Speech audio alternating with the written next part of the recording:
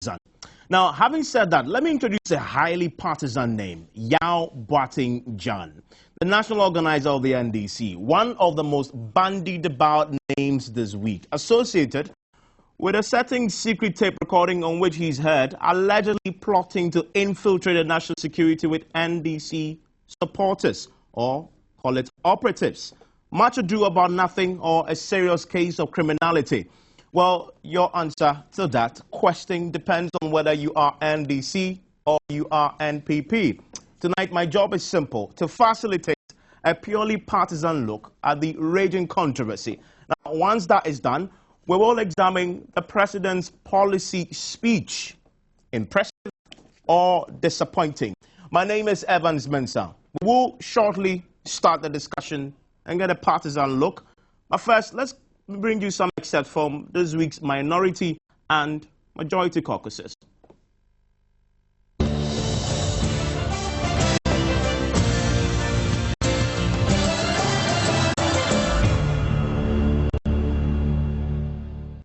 No matter what they say, no matter what they came to do in Ashanti region, they drafted masses from all over the country to the region.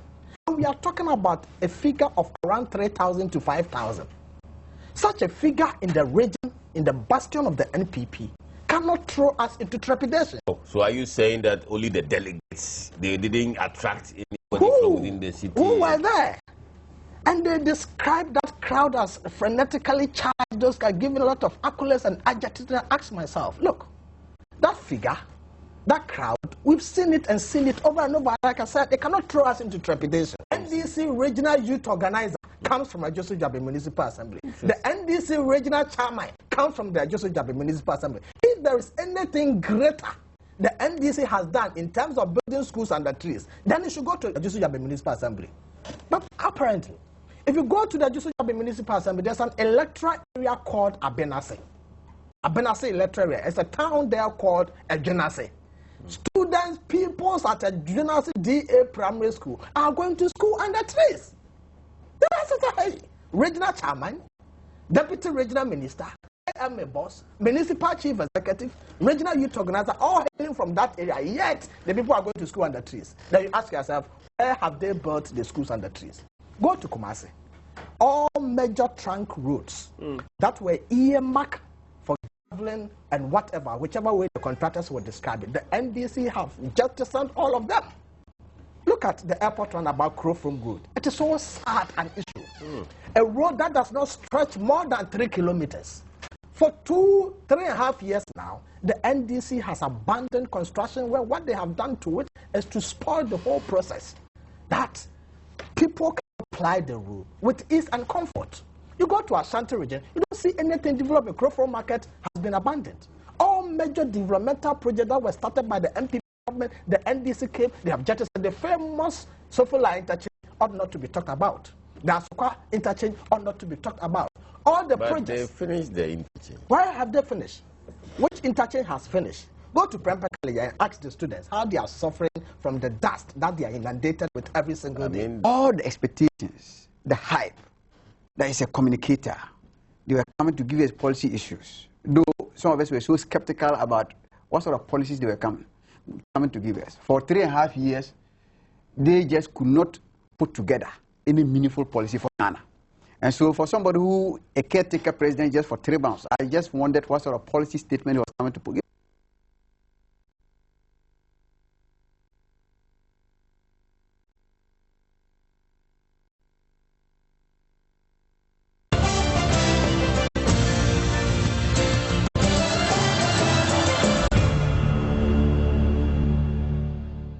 One thing that this government needs to be commended is the continuation of the two major projects in Ashanti region. Okay. That is the Sofola interchange, then the Asukwa interchange. The Asukwa interchange, as I speak with you now, is complete. That we are waiting for His Excellency John Dramani Mahama to officially come and commission it so that we can be using the road. Is now open to drivers. Okay. Now, but when we took over office, the project was just under 30% complete. And for the Sofola interchange, the problem with the project was that there was no funds.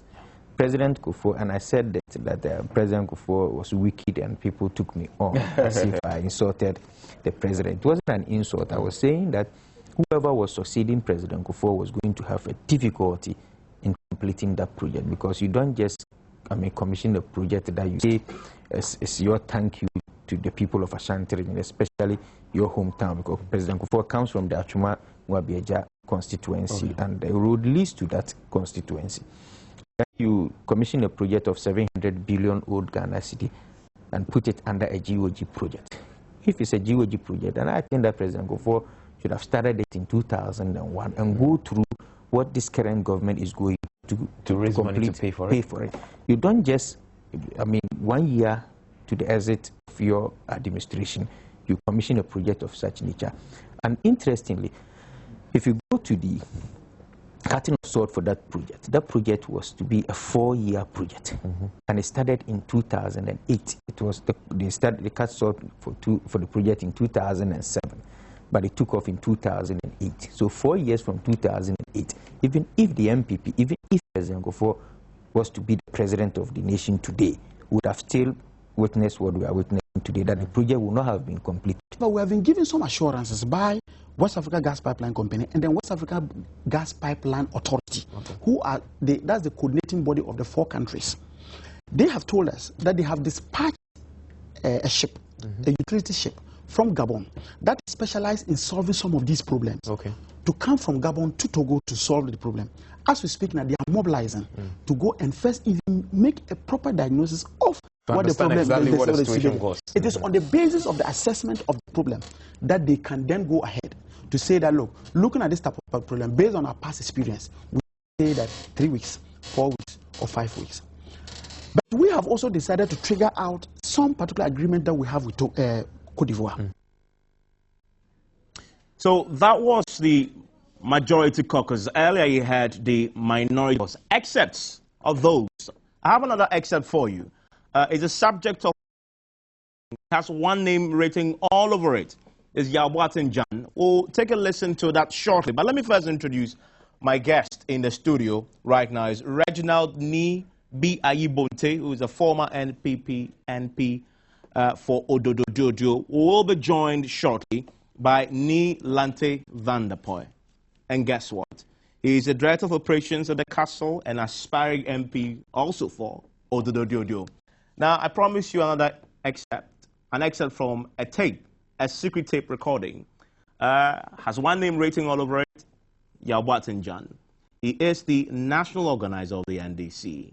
In that tape, he's had basically, trying, we've been told, to recruit certain individuals or enlist them in the special forces and infiltrate them into national security. Take a listen.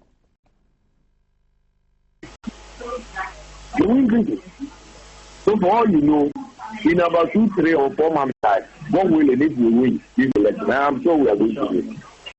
You will see that all of you will be having your thoughts and maybe something, where your wife will be. Then you will be free doing whatever job that will be assigned. And the other times you were talking about this special forces and nations. You haven't abandoned it.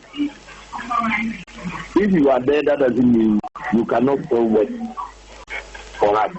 You will send you there. You will be trained and you will come back and be working. When they need a writing, we call you to perform whatever duty that will be assigned to you. Then you will come back and be working for the party. During the time that we were in power, Balo and the rest who are following President now, they were at the party headquarters. They were soldiers, but they were at the party headquarters. You ask the about he even said as a guard at the party headquarters from someone who was in soldier. Each and every one of you should be in one region. After this thing, all of me would agree. But the huge problem is that those who were in that area have abused some abuses. So they are, reluctant to issue out some of this. We have told you that with the caliber of people that we are working with, I'm not sure any one of you can misuse that identity that will be given to you. But they still want more guarantees. You see the point? And sometimes it's a difficult convincing them to issue national security identity to you people because of what some other people have done. I think you agree with me. Some will issue some of these. There was a time that the man was brought there. That man, is it from your area there? Where Maggie? Now, where Maggie came and was begging us. Arrested him. You see? So it's a sin, and you know, who sent the man to the national? You see, so some of these, immediately you raise the issue of identity. This is exactly what they say. And they are also of the conviction that if you don't take it and the party takes it up, to issue you with a party security, they will say that we are also forming a paramilitary sector. So it's a very dicey issue, but we are still on it. And I think that we will get to this issue that you are raising. Because elections is a wake up. Anybody who goes out there needs to be available. So that's the voice of the national organizer of the NDC. I'm saying that authoritatively because he admitted himself but that's his voice, so that it's incontrovertible. Let me come to the studio and speak to my guest right now. We are expecting Leland Vanderpoel, who is a director of operations at the castle and aspiring MP for Odododo, to join us shortly. Mr. Ibonte, how much value do you place on what we just heard? Do you dismiss it or you accept it and say, let's look into this matter? Evans, this is my maiden appearance on Minority Caucus, and I want to thank the program managers for giving me this opportunity, and good evening to your listeners also. I am very hesitant to comment on tape recordings in view of the fact that technology can manipulate people's voices. But when I first heard the voice, I said, let me listen to the response from Yaw Boateng Gyan and see whether he's coming to deny or confirm. When I listened to him on one of the radio stations, he confirmed that it is indeed his voice which was on the tape. It's on the basis of that admission that I am going to make my comments. And I place a lot of value on this particular tape, which is in the public domain. It is frightening. It is a scandalous impunity, because I'm told and reliably informed that Yaw Boateng Gyan is not only the national organizer of the NDC party, but he is a presidential staffer. Yeah. As a presidential staffer, he has access to the corridors of power, so that for him to have gathered people and trying to get them to use them for electoral malpractice, such as violence, is very frightening.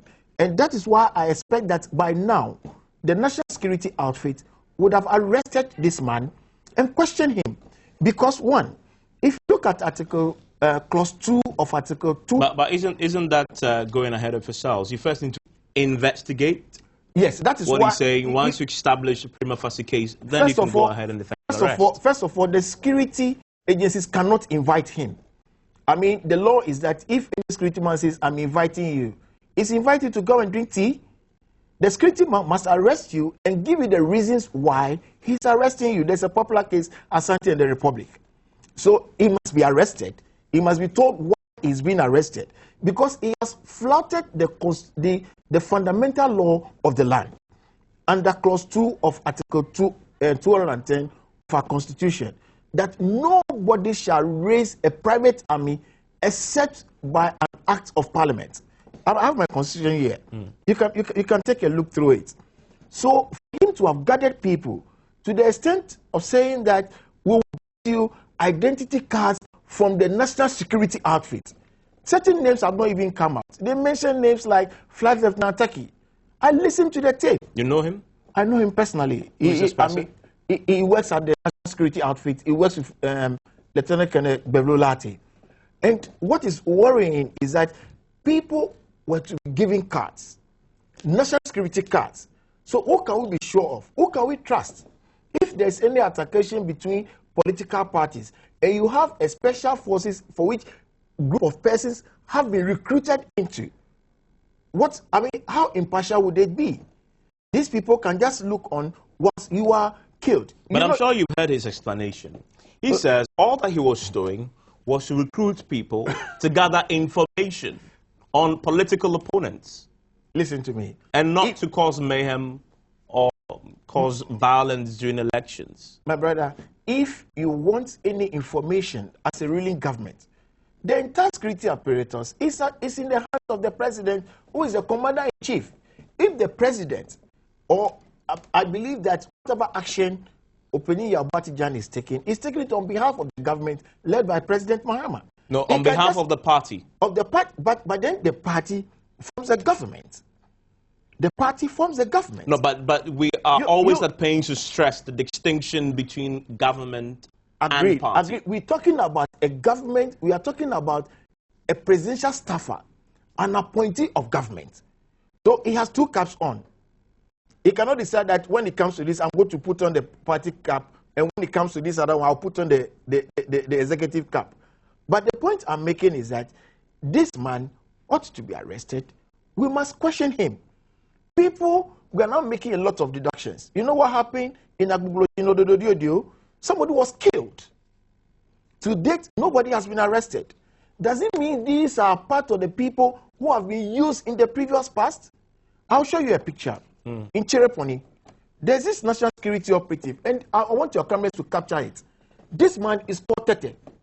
This was the man who shot the three people at Chereponi. Well, you're saying that I have no way of verifying what you're saying. Well, if you like, I can just drop it for you to carry it because you are in media. No, but you've made a point. Media house. You've made a point of the man committing a crime. Yes. That we can independently verify on this program. You see, I appreciate if you hold on to those comments. I'm coming, because you're accusing somebody of criminality. I'm coming. This is the Chereponi police station.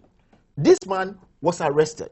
Mr. Tete was with the national security outfit. If I'm lying, they can take me anywhere. But the point is, I wanted to make the point without making agreed. Conclusive comments. I see your point. But this man was arrested. He's in handcuffs here. He has no action has been taken against this man. But if he's been arrested, that's an action taken against him. Oh, you arrest and then you leave somebody who uses a gun illegally, use a gun to kill people, to cause mayhem, but you can't, that's to cause injury. Can you prove that yes, because he's wielding, he's allegedly wielding a gun? You know, I believe that the national security outfit always watch this program, and if what I'm saying is a lie, that this man is not Tete, this man does not work in the national security, I'm prepared to offer the apology. But this is the man. Okay, we'll let that rest because indeed we can't verify that. It's just like saying that. So we'll let that rest. It's saying that those who committed the Gulushi murders are also NPP people, and you cannot verify it. You see, the point is that it's true. Well, you can't verify. But once you can verify, you can leave it to the authorities to do the investigations. You see, it's up to me and you to say that this person killed somebody, so let's prosecute it. We in this country not long ago, a member of parliament is alleged to have made a treasonable offense. You see, the dispatch with which he was arrested and then committed to go and stand trial. What is more serious than somebody shooting a gun into a crowd of people? What is more serious than running a vehicle over party activists and then go scot-free? In fact, this is a matter which is so scandalous. It's a scandalous impunity. Some impunity we can do with, but this scandalous impunity we cannot do away with. You see, it brings into focus two areas: a threat to national security and the way our national resources are being used. Government has the power to use our resources for our benefit. But when people are being resourced financially just to go and create mayhem, and then you listen to the man says that, oh, in the past we gave the cars to some people and they misbehaved. This should call for investigation. Does it mean that we have people who are parading as national security operatives, wielding guns, threatening people? Only recently, there's this national security guy who was buried. They went on an expedition. The man was killed. National security apparatus is aware. So how many of such people have been recruited into the national security apparatus? In fact, this is very, very disturbing. And I think that Mr. Yaw Boateng Gyan has a lot of questions to answer using our state resources, and to the extent that they say that the finance minister is alleged to have said that as for you, you come and discuss about people, you don't discuss about yourself. And I've asked the chief director who said that bring so and so and so and so, and we can manage. Does it mean that we have been manipulating documents just to get money? Question. You say the police or this man must be arrested. Sure. You can't invite him. As of now, he has not been arrested. Yes. The point is, why don't you file an official complaint, file a petition, or report to the police formally, make it difficult for them to say no? You see, that can be done. So do it. That can be done. I've listened to the National Security Coordinator who says that he has not issued any card. So if he has not issued any card and somebody has made such a statement, which could make the citizens of this country so insecure, it is the duty of the national security outfit to invite this person. Maybe it was just blowing his horns. I get the point. Yes. But I'm saying that hasn't been done. I mean, there's been several calls. So you go one step further to make a beyond complaint making exactly. Why don't you do that? You see, do you know what? Do you know what is bothering me? The president, as the commander-in-chief of the Ghana Armed Forces. No, we'll come to that. I want you to address. Yes, I'm coming. No, but answer. Why aren't you doing that? Why aren't you filing an official complaint? Because listen, you are a major stakeholder. I'm coming in this. I'm coming. The Kennedy Japan statement. Did anybody make any complaint to the police? Okay, so the point I'm making is, if you just complain, the security are supposed to have their ears on the ground. I get the point. Big signal. I get the point you're making, but I'm saying that if you just complain and not take the second step to actually act on that, complaint and calls, etc., and the police refuse to do what you're asking them to do, we are not getting anywhere. The matter will die a natural death, and we'll move on. Listen, if somebody hears that there's been a robbery in one of the banks around town, okay, and then information comes out that there are some group of armed robbers who are planning in town A. You expect the police for somebody to come and make a complaint before they move? Somebody makes such a scandalous statement, a statement that undermines our national security. And mind you, the national security outfit is not a party. It's not an organ of any political party. So let me assume you're saying that you will not make the file a formal complaint or petition because you expect the police to act independently. Yes, the police ought to pick signals. The police have informants. The police have people they call monitors. The police have heard this tape. To the extent even the former IGP has even made a comment on this matter. These are people whose voices carry a lot of weight in this country. There's been a lot of radio discussions. National security reads all the newspapers, even including the ones that come to the newsstand today. They read everything. They get all these reports. I'm sure by now the man should have been invited. We should ask him questions. You were saying that in the past some cards have been used. Who were they issued to? Are those people still misusing those cards to do things? I've heard civil society organizations say maybe the president, as a chairman of the National Security Council, should set up some sort of a commission similar to the like of the Georgina Wood committee that looked into the 77 parcels of cocaine to look into this matter. Where do you stand on that? You see, that was the point I was coming to, and you allow me to finish. I'm saying that the president, as the head of national security, everybody remains subservient to the authority of the president. So the president is briefed every morning. Wherever the president is, whether it's outside the country, wherever the president is, he is supposed to get information. The president might have heard about this. I'm expecting that by now, he said, please invite this man. But the IGP hasn't said anything. National Security Council hasn't said anything. People are being recruited into special forces, which allegedly are supposed to form part of the Ghana National Armed Forces. And security men do not go out on operation by themselves. They have strict rules. They are given a certain number of bullets which they must account for. So there's a liability to be borne if you send security men outside. Is Yaw Boateng Gyan a member of the armed forces to the extent that you can organize security men to go on operation without the tacit approval of the army commander? or their unit commander, this is very disturbing. And very disturbing. And then the issue of the invitation. I've read somewhere where the Minister of Finance is saying that monies issued from the place are monies that come through a warrant. Invite him. Invite the finance minister who was challenged opening Yaw Boateng Gyan. Invite the two. Okay, and that's where we break now. We'll go for some commercial break. We'll return shortly. We're still expecting Neelante van der Poel, Director of Operations at the Castle, and also the aspiring NDC MP for the radio to join us because he agreed to join us. We expected him to join us. We'll be right back. When we return, we'll be turning attention to that CI controversy. It is still raging. The majority today held a press conference accusing the minority of a number of things. The minority also, in turn, a day ago, also held a press conference doing same. Where are we going on this? Should we or should we not be including those 45 new constituencies in the December 7 polls? Also, we'll be looking at briefly the issue about the president's policy and that speech he gave sometime on Monday. Now, let's move on now because we still don't have Neelante van der Poel with us. So we will proceed. Let's look at the CI controversy. What is it about exactly? Thankfully, Yaw Boateng has been in Parliament before. He knows the rules of Parliament. He studied the regulations regarding creation of constituencies and districts. Maybe he understands something. Myself, yourself, we don't understand. Thank you again for staying with us. But this has been going on for a while now.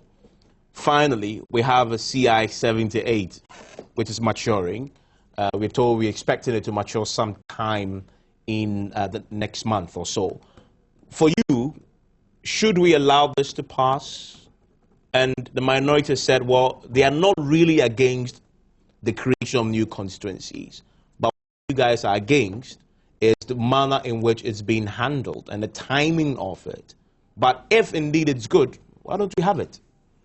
You see, my brother, the Constitution vests certain rights in certain institutions and certain personalities in this country. And one of the powers or authorities vested in the Electoral Commission is the creation of constituencies as per Article 47 of the Constitution.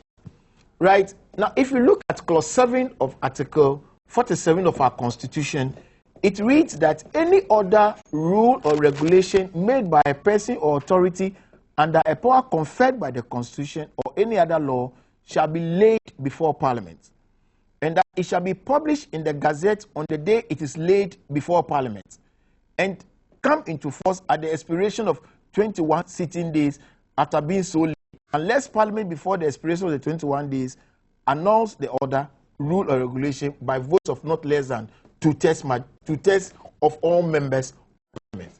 We are just 90 days away from election. An election that seeks to either change a government or retain a government. Just 2 months, effectively 2 months.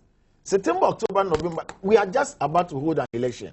You see, and sometimes people read these laws and these constitutions on the face value. If you look at our Interpretation Act, shall is interpreted to mean imperative and may is permissive.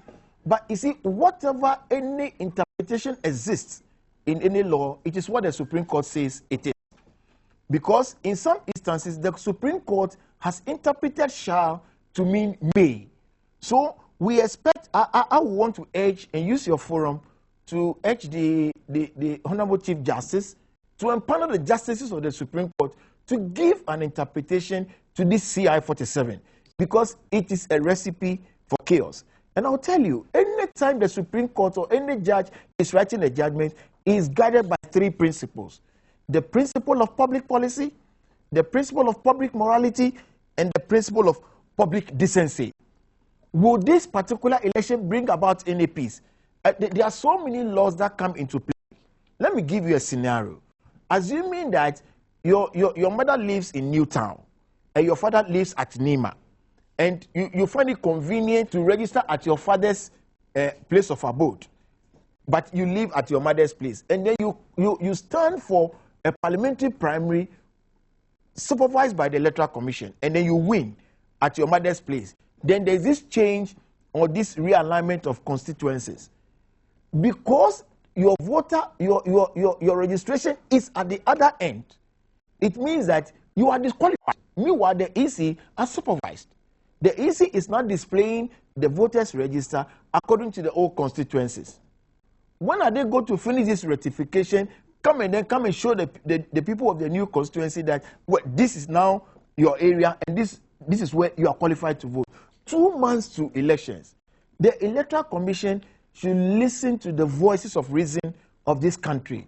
They should listen to the clergy. They should listen to the opinion leaders of this country who are saying that, look, this time is too short. I have respected Mr. Afari-Gyan, and I will continue to respect him. I watched him on TV, and his demeanor was, I'll do it, damn the consequences. It is not good for this country. And you see, Mr. Afari-Gyan on other platforms some months ago said that initially he should have created 20 constituencies, and that because government created certain districts, it has to adjust to make it 45 to avoid gerrymandering. Mr. Afari-Gyan is supposed to be independent of government. He should tell government that, government, please, this is the law, and this is what I'm going to do. But from the way of Mr. Afari-Gyan is handling this whole affair, and the massive support from every NDC communicator. But isn't it also true that it's not only about the creation of the districts? The creation of the district did not, it's not the only factor that triggered the creation of the 45 constituencies. You see, because I'm talking about the Constitution, I've just been looking at it now. If you look at Article 47.5, yes, it says the Electoral Commission shall review the division of Ghana into constituencies at intervals of not less than 7 years or within 12 months after the publication of the enumeration figures, after the holding of the census of the population of Ghana, whichever is earlier, and may, as a result, alter the constituencies. And what? May as a result. And may as a result. You see, that is why I was saying that, you see, sometimes if you have to interpret any statute, and then the interpretation will lead to an absurdity, you should look at what we call the modern purposive approach. But also the other additional point I wanted to make is that really it's not only the districts, because you talk about gerrymandering, because indeed they created a certain number of districts. Again, it has forced my hand to create more constituencies. But the Constitution says another consideration in the process of creation is the census figures, and indeed it was published this year. It gives a certain time frame to do the review. I don't have any problem at all with this constitutional provision, but I'm saying that if somebody passes a law that any woman who commits an abortion should with respect to all women, should be shot, a judge will look at the circumstances and say, is this one in line or in tune with public policy? Is it in tune with public morality? Is it in tune with public decency? And that is how interpretation of statutes are done. Are you saying that we should use morality to interpret the law? What I'm saying is that, you see, until the Supreme Court gives an interpretation on this issue... Isn't that why so many people are in court trying to get a court to do exactly what you're saying? The last count, there were 4 cases in court on this matter. That is why I said I was using your forum to appeal to the Chief Justice to empanel the justice as expeditiously as possible. Well, we are told that next week, Wednesday, the Supreme Court will hear. I'll tell you something. One of those applications. Somewhere around 1992, in the case of the 31st December case, at the time that the information came that it should become a public holiday, the Supreme Court found it as a matter of urgency to empower judges to sit on the case, because it is something that could undermine the constitutional regime that we have adopted for ourselves and we have all voted massively for. So this is a matter which is creating so much anxiety. People have a lot of apprehension. What is going to happen? First of all, these parliamentary primaries that the NDC is conducting, which constituencies are they conducting? Are the constituencies in existence?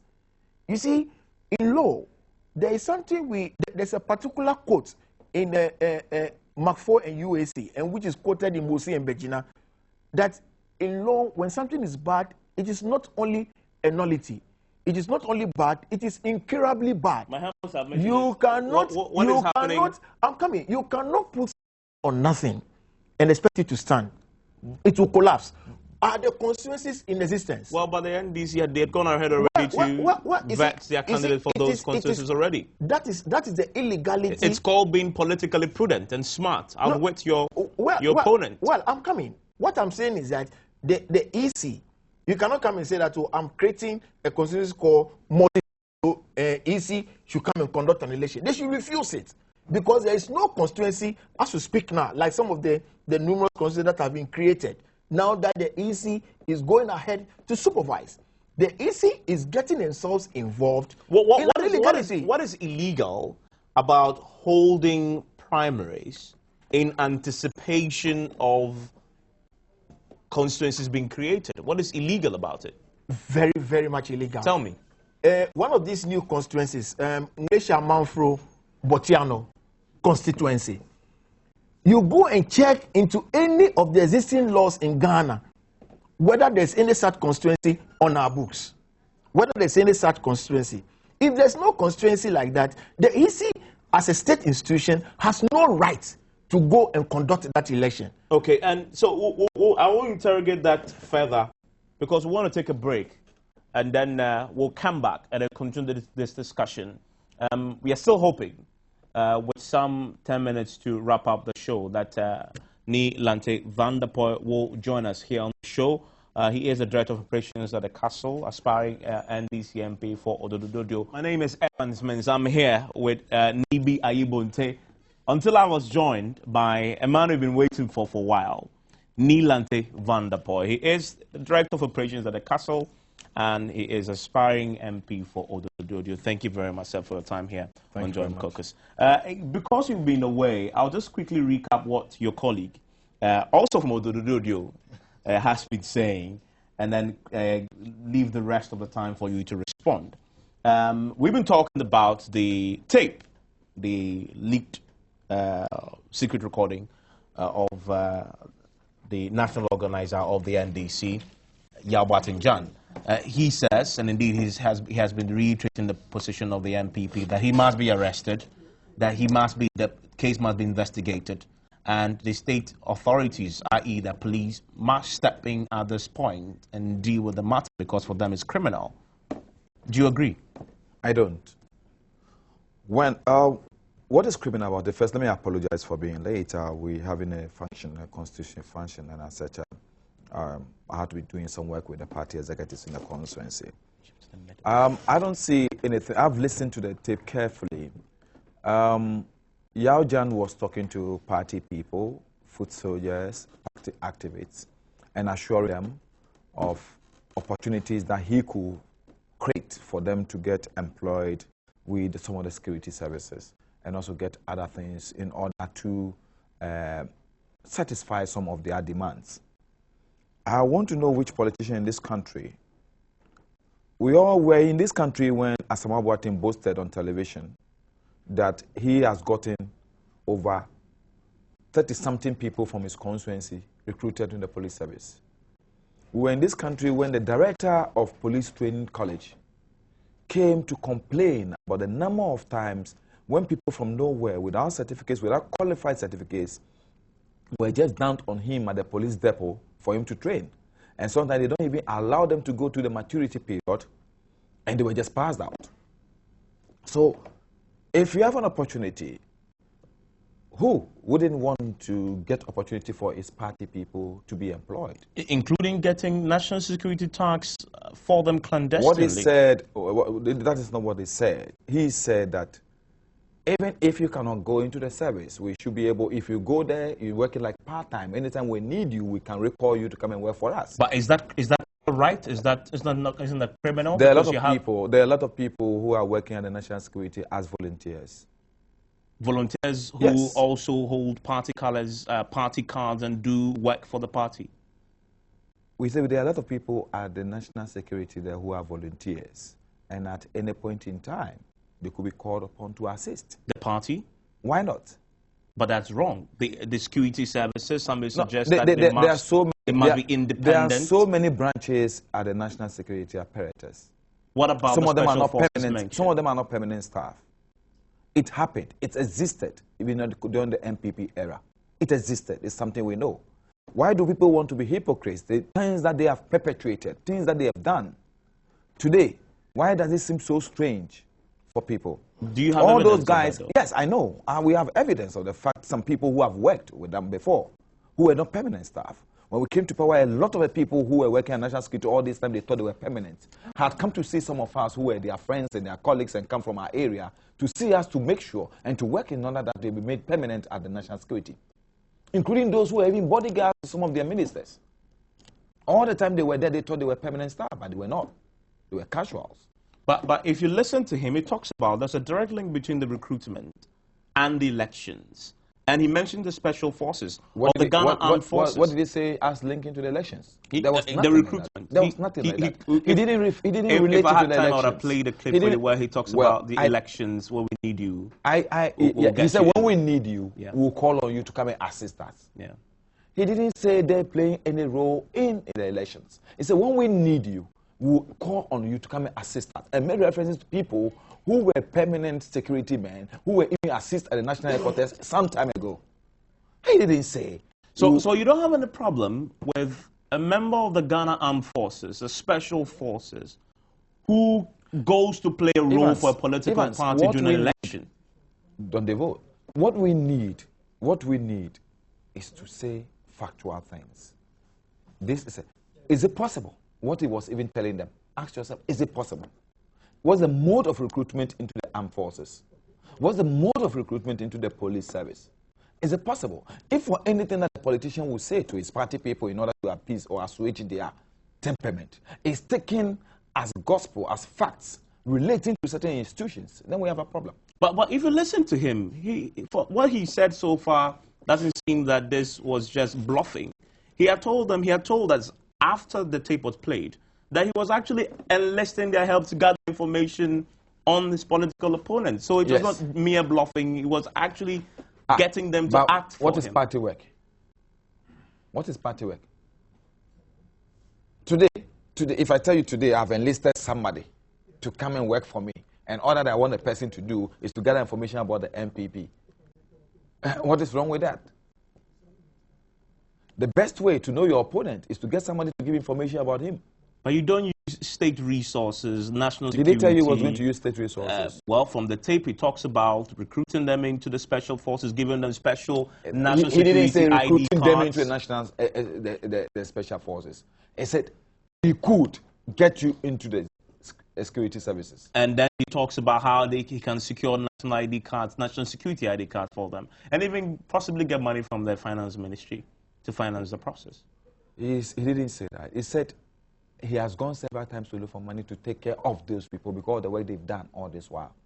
And sometimes he doesn't get. But isn't that in itself some abuse of incumbency? Abuse of incumbency? Who said? Misuse of state resources. When he talks about meeting the Minister of Finance, does it mean he's going to take money from gardens, therefore Caucus? The Minister of Finance, the Minister of Finance is an appointee of state. If somebody comes to me, if you come to see me, if you come to see me about anything, no, this guy has done this work. Can you help him? Can you give him something? And I give. Does it mean it's state resources? If the ministry, you're talking about the Minister of Finance. Put the Minister of Finance aside. No, but that's what he says. You can only work with what the man said. Any minister's name. No, but he says. You can mention my name. He says the Minister of Finance, and then he says he allegedly says that the Minister of Finance sometimes says, "Well, when you come to me, why don't you even raise?" He said, "You always come to me to talk about others. When will you come to talk about yourself?" So he goes there to plead for others. It's possible that somebody has done some work that the person needs to be paid. He's go to the Minister of Finance to plead for the person to be paid. Is there anything wrong with that? So I want one word for you. So from what you said, this is much ado about nothing. Seriously, it's seriously. It's people who have perpetrated those things before. People who have used those people before. They have used that strategy before. Are those who are alarmed about it, and that's why they are talking about it. Thank you very much for your time here on Joint Caucus. That's Neil Lante Van Der Poel, who is the Director of Operations at the Castle aspiring NDC MP for Dododio. Earlier you had Nibi Ayibote, who is a former MPP MP for Dododio constituency. He's had his say already, so he didn't get the time to respond to those as well. But thank you very much for staying with us here on Joint Caucus.